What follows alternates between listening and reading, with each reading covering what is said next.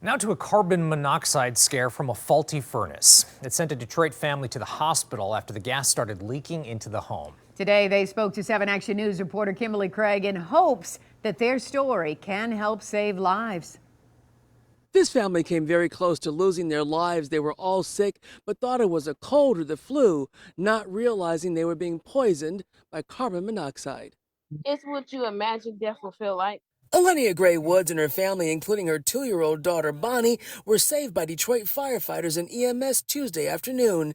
Carbon monoxide levels so high, firefighters called for a hazmat response. It felt like our bodies was like deteriorating from the inside out.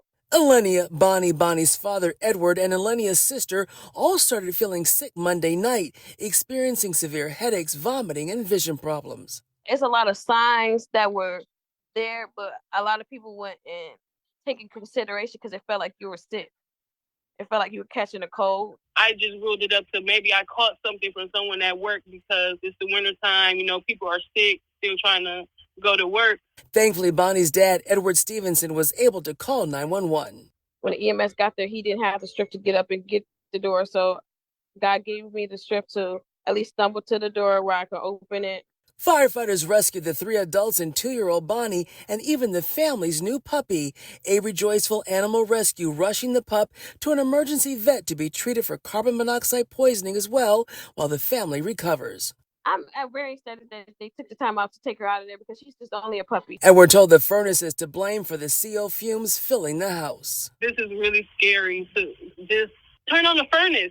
Just to heat your home. We tried to contact the landlord to find out how old the furnace is, but he's yet to respond. The family just moved in a few months ago and say they thought the carbon monoxide detector was working, and they urge everyone to make sure they have one in working order.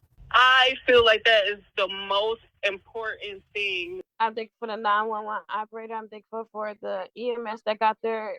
I'm thankful for the people who just been here this whole time because they got to us in a manner that saved our lives. And we'll have a list of safety tips linked in this story on WXYZ.com. In Detroit, Kimberly Craig, 7 Action News. Okay, Kim, such a close call.